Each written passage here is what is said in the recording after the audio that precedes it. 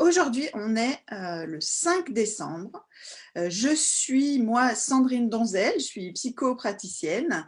Je fais beaucoup d'accompagnement parental et d'accompagnement de couple et de coaching professionnel. Et je fais, comme beaucoup de gens, le constat que il reste un certain nombre d'inégalités, notamment entre hommes et femmes, évidemment. Donc, c'est ça dont je vais parler. Et je me suis dit que ça serait intéressant de se poser des questions sur ce qui se passe dès la petite enfance, parce qu'on constate des choses qui peut-être vont vous surprendre, qui peut-être vont vous marquer. Donc, j'ai choisi de diffuser aujourd'hui ce live depuis Zoom. J'espère que techniquement, ça va enfin marcher, pour pouvoir vous partager aussi des documents que j'ai préparés et qui pourront être intéressants pour vous, pour comprendre un certain nombre de choses ou pour appuyer mon propos. Alors, ça m'intéresse que si vous êtes en train de regarder, vous me disiez si vous voyez bien la vidéo, si le son est bon ou pas, parce que je suis un peu inquiète de la technique ce matin, puisque ça n'a pas l'air de fonctionner. Que j'ai préparé. Bon. Alors, je démarre tranquillement. Le premier constat, c'est qu'il y a effectivement des inégalités persistantes qui sont des inégalités économiques. On ne fait pas les mêmes tâches, on n'a pas les mêmes revenus. Il y a des différences et il y a des inégalités. Et les différences pouvant aboutir à des inégalités. Et une partie de ces différences est liée aux stéréotypes. Une partie de ces inégalités est liée aux stéréotypes. Et donc, j'ai eu envie déjà de vous montrer une première chose qui est finalement comment les inégalités et les stéréotypes je vous le mets en plein écran, s'auto-alimentent les unes les autres. Donc ça, pourquoi c'est important de le comprendre? Eh bien, tout simplement parce que ça va permettre de voir le problème que peuvent poser les stéréotypes de genre. Donc, qu'est-ce qui se passe avec les stéréotypes de genre? Il se passe la chose suivante. Le stéréotype, prenons-en au hasard par exemple, les femmes ont moins d'autorité que les hommes. Le stéréotype, il va conduire à quoi? Donc, le stéréotype, c'est une espèce de généralisation abusive d'idées préconçues que j'ai. Voilà, là, prenons par exemple, les femmes ont moins d'autorité que les hommes. Ce stéréotype, il va alimenter la discrimination. Si j'ai ce stéréotype, si je crois à ce stéréotype, qu'est-ce que je vais faire? Quand je vais avoir à recruter des hommes pour des postes d'encadrement ou de pouvoir, plus ou moins consciemment, parce que le stéréotype peut être assez inconscient, plus ou moins consciemment, je vais avoir un biais plus favorable pour recruter des hommes à des postes d'encadrement et de pouvoir qui demandent de l'autorité. Et donc, je vais plus recruter d'hommes que de femmes à des postes d'encadrement et de pouvoir. Et ça va conduire à quoi? De fait, à une inégalité. Sur des postes d'encadrement et de pouvoir, j'aurai moins de femmes. Et notre cerveau aimant bien boucler la boucle, ça va conduire à quoi? À légitimer le stéréotype. Vous voyez bien qu'il y a peu de femmes à des postes d'encadrement et de pouvoir, ça veut bien dire que elles n'ont pas les capacités, qu'elles ont moins d'autorité que les hommes. Alors, on peut prendre un stéréotype qui concerne les hommes. Par exemple, que les hommes savent moins bien s'occuper des enfants, que c'est moins leur truc. Voilà. Donc, qu'est-ce que je vais faire? Déjà, les hommes vont moins postuler à ce type de poste. Ils vont moins être attirés vers ça, et on va y revenir sur qu'est-ce qui se passe dans l'enfance et dans la petite enfance qui va contribuer à entretenir et aggraver ces stéréotypes. Donc, les hommes vont moins postuler à ce type de poste. Si on prend le stéréotype, les femmes sont plus faites ou les hommes sont moins faits pour s'occuper des enfants. Donc, ça conduit à une inégalité.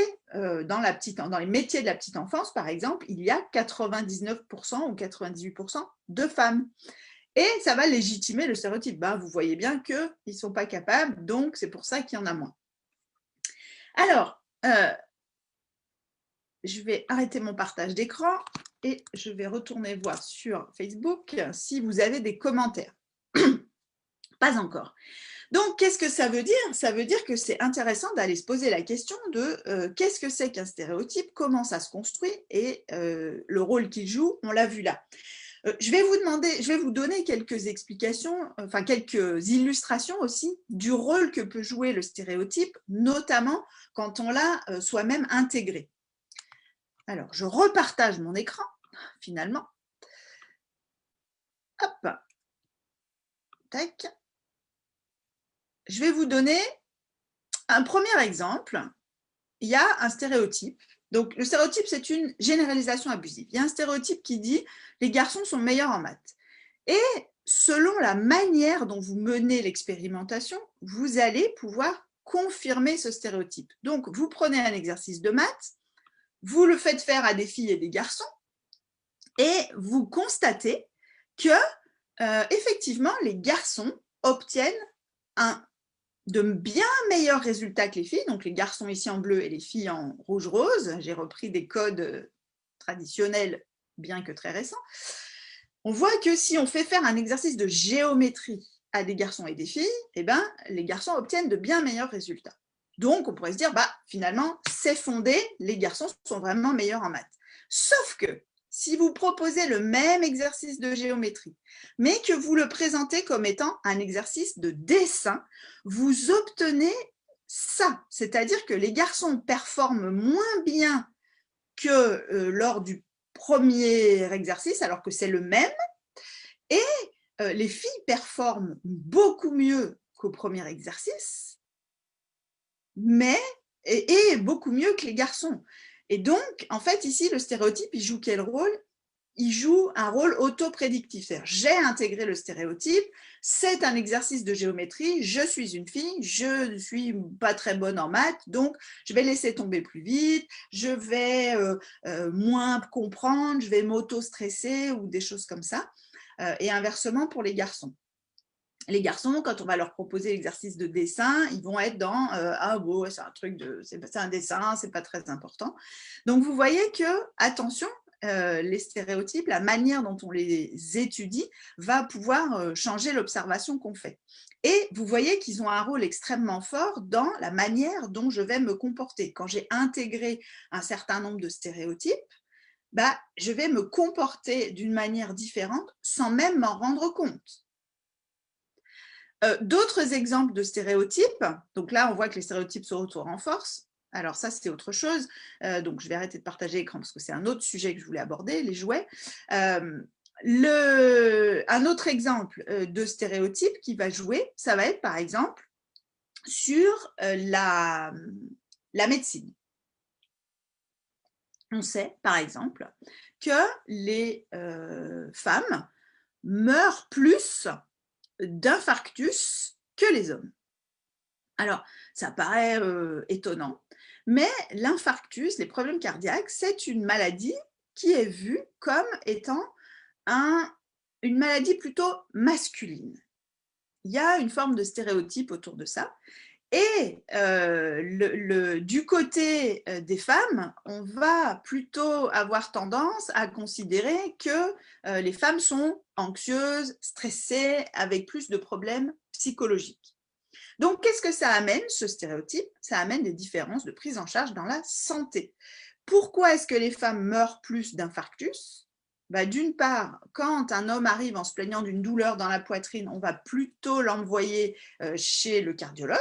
Donc, on va faire de la prévention, on va lui permettre d'avoir des traitements, d'avoir peut-être un régime ou des choses adaptées. Et donc, il aura moins de chances de mourir d'un infarctus. Et une femme qui arrive avec une douleur dans la poitrine, elle sera plus souvent envoyée plutôt chez le psychologue ou le psychiatre plutôt que chez le cardiologue, ce qui amène donc à des différences de traitement, des différentes pathologies et à des inégalités qui là peuvent être même peut-être encore plus graves que des inégalités professionnelles. Donc ça, le stéréotype, il joue moi dans mon comportement, dans la manière dont je me vois, dont je me sens autorisée à faire ou pas certaines choses. Le stéréotype, il joue aussi de manière très importante sur la façon dont les autres sont en relation avec moi. En fonction de leurs stéréotypes, ils vont être en relation avec moi, selon qu'ils m'identifient comme une fille ou comme un garçon, comme une femme ou comme un homme, d'une manière différente. C'est pour ça aussi que souvent les gens sont déstabilisés et perturbés par rapport à ces histoires de genre, parce que si vous ne vous rangez pas clairement dans un genre bien identifié, on va en reparler avec la petite enfance, les gens, ils ne savent pas trop comment ils doivent être en relation avec vous. Si vous êtes censé être une femme, mais que vous avez extérieurement, vous dégagez quelque chose de très masculin, que votre apparence semble masculine, les gens vont ne pas savoir sur quel pied danser et être en difficulté. Donc, c'est souvent ça qui crée de la résistance et des discriminations. Alors, je continue. Le stéréotype, il va aussi, je l'ai montré, contribuer à la discrimination d'une autre manière. Par exemple, et ça, je vous mettrai en commentaire un certain nombre d'articles que j'ai déjà écrits sur le sujet, ce qu'on observe quand on fait des études très concrètes, d'observation sur ce qui se passe en milieu en entreprise, on n'observe pas de différence significative de comportement entre les hommes et les femmes. Alors ça, vous sentez que vos stéréotypes parlent quoi, comment, mais non, les femmes sont plus comme ci, les hommes sont plus comme ça. Quand on regarde, il y a des études qui ont été menées sur le contenu des emails envoyés, le ton de la voix, l'intensité émotionnelle, les mots employés, les attitudes. Il n'y a pas de différence significative professionnellement entre les hommes et les femmes, en termes de management, je parle. Mais le même comportement va être jugé et évalué d'une manière différente. Un homme qui va faire preuve d'autorité, qui va taper du poing sur la table en disant maintenant ça suffit et tout ça, on va dire qu'il fait preuve d'autorité et de leadership. Une femme qui a le même comportement, elle va être considérée comme étant autoritaire, voire autoritariste, et du coup plutôt considérée négativement. Donc, on a là un vrai problème, une vraie difficulté, parce que ça veut dire que les stéréotypes, c'est pas seulement un travail individuel de moi, comment je vois les choses. Si moi je change mon point de vue sur les stéréotypes, si la société autour de moi ne change pas, si les gens autour de moi ne changent pas leur manière de considérer les stéréotypes, ça n'avance pas. Puisque du coup, moi si je suis une femme, que je fais preuve d'autorité, je vais être jugée négativement, je vais peut-être avoir moins d'augmentation, je vais être mal vue et des choses comme ça. Donc ça, c'est extrêmement important parce que ça veut dire que c'est vraiment un travail qui doit être mené globalement et l'idée, c'est d'éveiller un peu les consciences de partout. Alors, vous allez me dire, mais comment se construisent les stéréotypes? Parce que c'est un peu ça la question. Alors, le stéréotype, il s'appuie finalement sur un fonctionnement assez spontané, je n'ose pas dire naturel, parce que naturel, c'est pas vraiment le mot, de notre cerveau. Notre cerveau aime bien faire des raccourcis et mettre les choses dans des boîtes pour pouvoir aller plus vite, pour pouvoir comprendre plus rapidement ce qui se passe. Il range, en gros. Je le dis comme ça. Donc, qu'est-ce que ça veut dire? Ça veut dire que très rapidement, je vais intégrer ces stéréotypes, ces boîtes, ces raccourcis comme étant quelque chose qui me permet d'aller plus vite. Je l'ai dit tout à l'heure, je rencontre quelqu'un, tout de suite, c'est plutôt un homme, c'est plutôt une femme, pouf, je sais comment me comporter, je n'ai pas besoin d'y remettre de l'énergie, je n'ai pas besoin de réfléchir, etc. etc. Bon. Comment ils se construisent? Parce que le bébé ne naît pas avec des stéréotypes directement implantés dans le cerveau, on est bien d'accord. Donc, qu'est-ce qui se passe, en fait, par rapport à ça? Alors, je vérifie si j'avais... Non, je n'ai pas de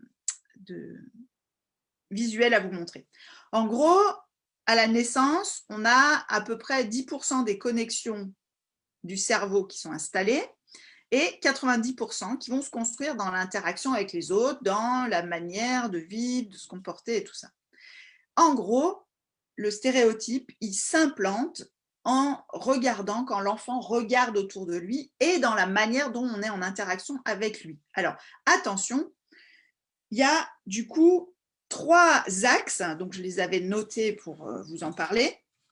Il y a 3 axes qui vont contribuer à construire le stéréotype, il y a la manière dont moi, parent et entourage proche, je suis directement en relation avec l'enfant.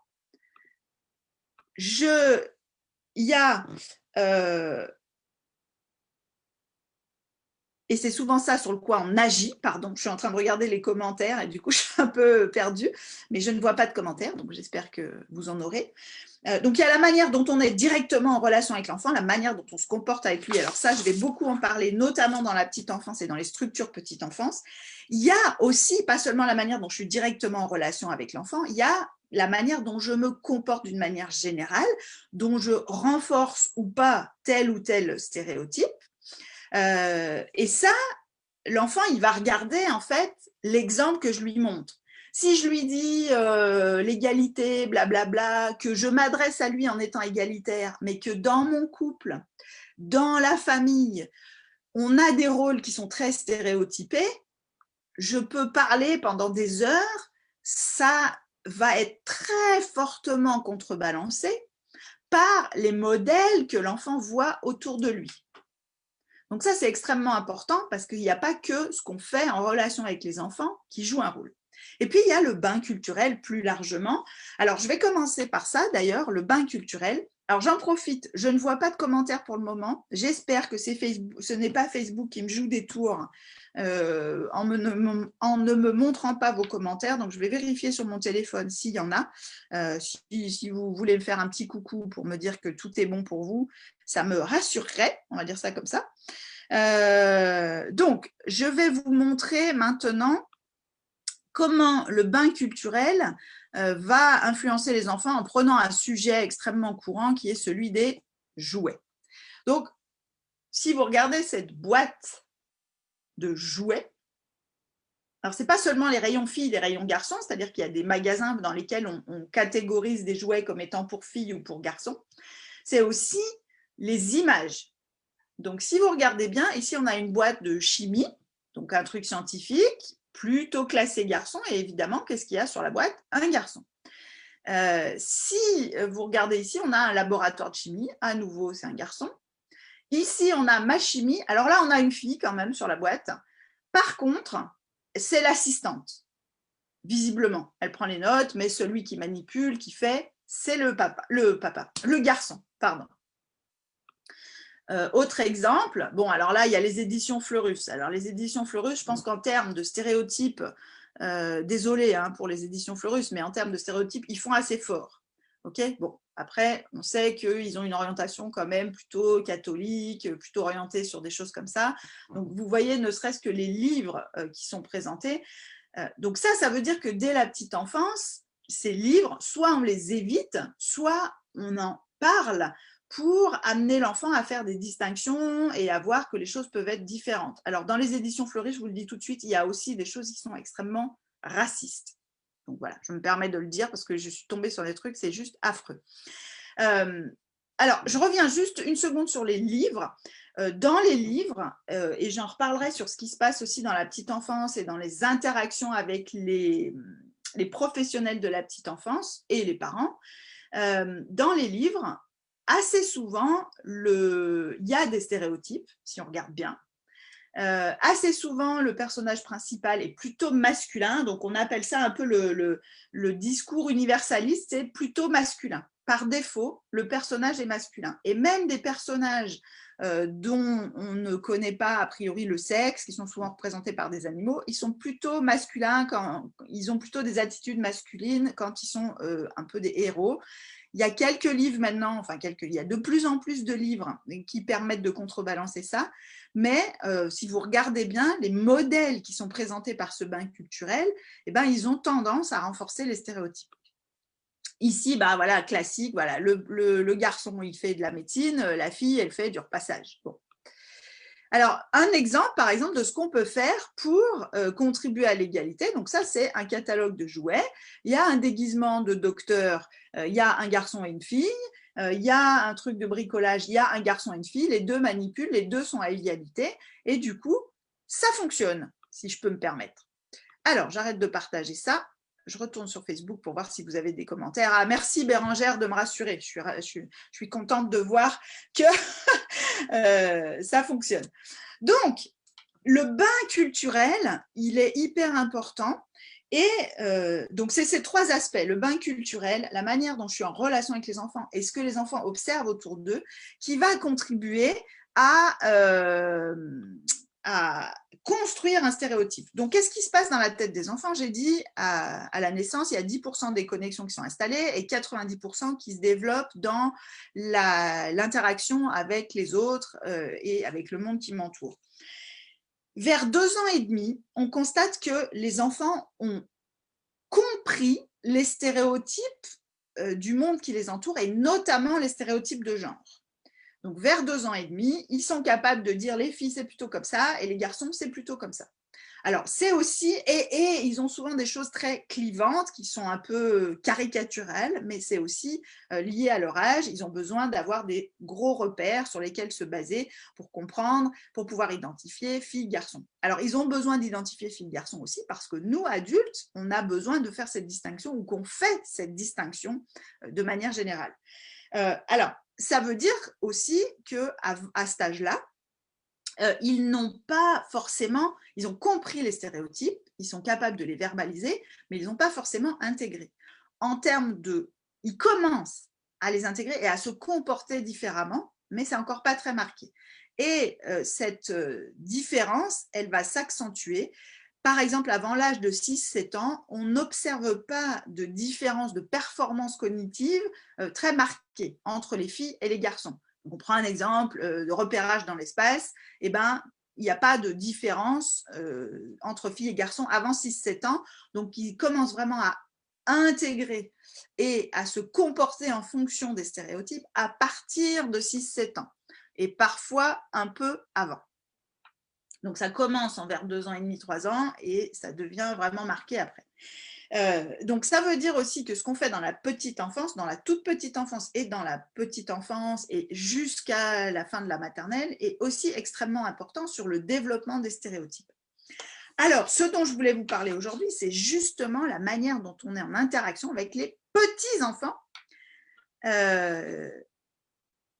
Alors, je vous livre, je vous ai préparé un petit tableau, enfin un grand tableau. J'en profite d'ailleurs pour vous dire que si vous avez envie de recevoir un peu d'une synthèse de ce que je vais dire là en PowerPoint, vous pouvez me laisser un commentaire dans la… Mince. Un commentaire sur la vidéo, je vais y arriver, je ne trouve plus mes mots ce matin, ces problèmes techniques m'ont tourneboulé le cerveau. Vous pouvez me laisser un commentaire et puis je vous ferai savoir quand j'aurai fait le résumé et le compte rendu. Donc, ce qui est intéressant, c'est que des chercheurs et des chercheuses sont allés s'installer dans des structures petite enfance. Attention, ce n'est pas une critique de la structure petite enfance ou des professionnels de la petite enfance, puisqu'il se passe la même chose à la maison, mais ça permet de voir à quel point nos comportements sont conditionnants pour les enfants. Voilà ce qu'ils ont observé. Donc, ils se sont mis et puis ils ont observé à différents moments un grand nombre d'heures et un grand nombre de comportements. Qu'est-ce qu'on voit? Que, d'une manière générale, les garçons sont beaucoup plus sollicités que les filles et reçoivent, dès la toute petite enfance, beaucoup plus d'attention de façon générale. On s'intéresse plus aux garçons, on leur parle plus souvent, on leur demande plus de choses et je vais décliner un peu ça. Les filles, quand elles sont sollicitées, elles sont le plus souvent sollicitées pour aider les garçons. Les filles, elles vont recevoir davantage d'attention quand elles sont proches de l'adulte, quand elles sont autour de l'adulte, alors que les garçons, même s'ils sont loin, ils vont recevoir de l'attention. Les garçons vont recevoir davantage d'attention, davantage d'instruction en réponse à leurs sollicitations. Ils sont en train de faire une activité, ils sont en difficulté, ils vont demander de l'aide et on va leur répondre. Les filles, on va moins répondre et donc elles vont être moins encouragées à s'impliquer dans les activités. Ça, c'est notamment vrai sur 3-5 ans, la période 3-5 ans. Dès la toute petite enfance, quand les enfants commencent à parler, les professionnels et donc les parents, très probablement, il n'y a pas de raison que les parents soient différents des professionnels, les parents interrompent les filles plus souvent que les garçons. Et ça, si vous regardez des interventions télévisées, des débats ou des choses comme ça, vous écoutez la radio, vous constaterez qu'on coupe beaucoup plus la parole aux femmes qu'aux hommes. Et ça commence dès la toute petite enfance. Et les garçons, contrairement à une idée reçue que les filles sont bavardes et blablabla, les garçons gardent la parole plus longtemps que les filles. Ils parlent plus et plus longtemps quand ils sont en groupe. Et les filles sont rapidement priées de se taire quand elles sont considérées comme bavardes. L'agitation des filles est beaucoup moins tolérée, c'est-à-dire qu'on va vite les réprimander ou on va vite trouver que c'est anormal qu'un enfant, par exemple, qu'une fille soit agressive, qu'une fille tape, ça va être considéré comme beaucoup plus inquiétant que quand c'est un garçon. Et l'indiscipline des garçons est davantage tolérée et moins réprimée. Ah ben oui, c'est un garçon. Donc ça, déjà, cette liste, on voit se dessiner des choses qu'on voit encore après, à l'âge adulte. On va avoir aussi, les adultes vont utiliser moins souvent le prénom des filles que celui des garçons. Ça paraît être anodin, mais du coup, les filles sont moins individualisées, les garçons, on va plus leur accorder de leur attention, leur parler vraiment directement. Les filles sont plus souvent sollicitées pour ranger les jeux que les garçons. Quand il y a un conflit entre les enfants et les adultes, entre les enfants, pardon, les adultes vont proposer plus souvent aux filles de concilier, alors que les garçons vont être plus incités à peut-être tenir bon ou à se débrouiller par eux-mêmes. Les filles vont être plus encouragées pour leur conduite, alors que les garçons vont être encouragés pour leur performance. Les garçons sont beaucoup plus félicités, aidés, encouragés à réussir une tâche. Ils sont beaucoup plus complimentés sur leur force physique. Ils vont recevoir moins de compliments d'une manière générale, les garçons, et les filles sont plutôt complimentées sur leur apparence esthétique. Et elles sont beaucoup moins félicitées que les garçons quand elles se distinguent par leur performance. Ça fait peur, hein, ça fait peur. Je reviens sur une chose que j'ai dite aussi, les professionnels utilisent souvent un discours universaliste comme si le monde n'était que masculin. Et les références vont être plutôt féminines quand il s'agit du rôle des parents dans les domaines domestiques et de la famille. Quand on utilise du matériel, des marionnettes, le nom des marionnettes, les outils d'animation, là aussi les références vont être plus souvent masculines. Bon, ça fait un panorama qui fait un peu peur. Alors la question, c'est évidemment, qu'est-ce qu'on fait de ça ? Pour agir là-dessus, je l'ai dit, ça suppose vraiment qu'il y ait une prise de conscience et un changement qui se fait individuellement et collectivement. Si dans ma famille, je suis la seule à me poser des questions là-dessus et à vouloir intervenir, eh ben, ça ne va pas marcher. Si en tant que professionnelle, là aussi, je suis la seule, ça ne va pas marcher. Donc, il y a vraiment une prise de conscience à avoir du fait que ces stéréotypes, ils s'installent dès la petite enfance et ils jouent un rôle jusqu'à beaucoup, beaucoup plus tard. Alors, je regarde si vous avez des questions ou des commentaires par rapport à ça. Si vous avez des choses que vous souhaitez que j'aborde plus spécifiquement.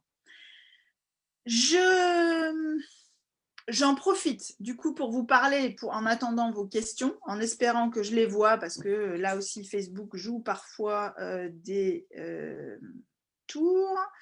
J'en profite pour vous parler de 2 événements, et puis après je reviendrai sur cette histoire de stéréotypes. J'en profite pour parler de 2 événements de la semaine prochaine. Donc mardi soir, je donne une conférence en ligne sur le couple, qui est organisée par une structure. Donc, il y a un nombre de places limité. Ils prennent, eux, leurs inscriptions. Une fois que c'est rempli, à ce moment-là, ils vont ouvrir à d'autres. Donc, restez à l'affût des infos, je vous diffuserai ça. Ensuite, j'anime une autre intervention en ligne sur le burn-out, notamment parental et maternel, mais pas que. parce que ça va vous donner des infos plus larges. Vendredi soir, avec Naissance et Parents, je vous mettrai là aussi le lien pour vous inscrire. Là aussi, il y a des places limitées. Bon, il y a quand même une centaine de places, donc, mais ne tardez pas trop non plus à vous inscrire. Bon, je reviens à mon sujet. Je mettrai les liens sur la page Facebook pour que vous ayez toutes les infos. Alors, je reviens à mon sujet. Comment on travaille sur les stéréotypes de genre? Ça suppose déjà d'avoir compris comment ça se passe. Ça suppose d'accepter de faire un travail personnel. C'est pas évident parce que ces stéréotypes, nous aussi, en tant qu'adultes, pardon, on est baigné dedans et que ça peut être assez compliqué de les identifier et de s'en sortir. Donc, ça demande vraiment un effort personnel, y compris si on est une femme. Je veux dire, ce n'est pas parce qu'on est une femme qu'on n'a pas de stéréotype de genre dans un sens ou dans l'autre. Donc, ça suppose individuellement, personnellement, qu'on soit une femme ou qu'on soit un homme, d'accepter de se remettre en question sur le sujet, d'accepter de dire « Oh là là, la vache, peut-être que je fais, entre guillemets, tout de travers ». Ça, c'est quand même important. Ça peut être douloureux. Donc, souvent, il y a des réticences par rapport à ça. Donc, il y a une question individuelle et après, il y a une question collective. Dans mon couple, par exemple, alors là, la difficulté, ça va être comment je mobilise, si je suis une femme, comment je mobilise le papa sur le sujet. Ce qu'on constate, par exemple, en entreprise, c'est que les chefs d'entreprise qui ont des filles comme enfants sont plus enclins à se poser des questions sur les pratiques de discrimination garçons, hommes-femmes que ceux qui n'ont pas d'enfants ou ceux qui ont des garçons. Donc, il y a une question de sensibilisation personnelle. Pour moi, c'est important, si on veut agir là-dessus, que ce soit un sujet qui soit abordé, surtout que ces stéréotypes de genre, ils posent des problèmes dans les couples et je le vois tous les jours dans les accompagnements de couples que je fais.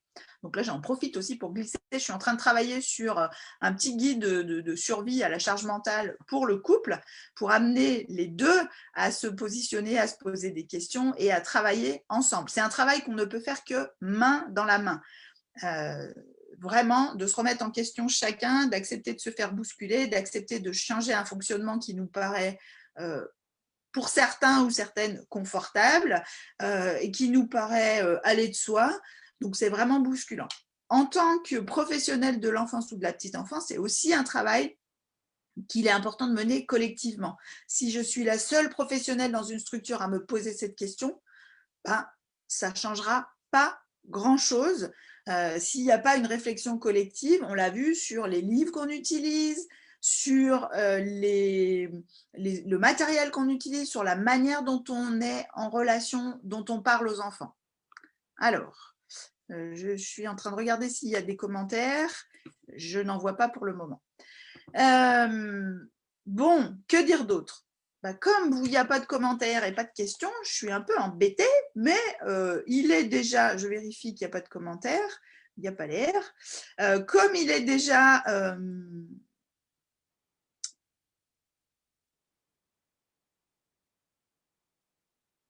Comme il est déjà 10h47, je pense que je vais clore ici. Je vous le redis. Alors, si vous regardez la vidéo en replay, n'hésitez pas à mettre les commentaires, en commentaire vos questions après coup.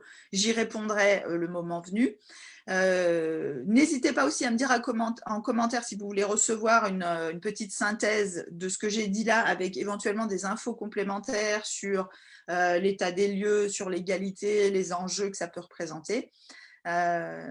Et je vous enverrai un message avec toutes les infos. Alors, je vous dis merci à tous et à toutes et à très bientôt.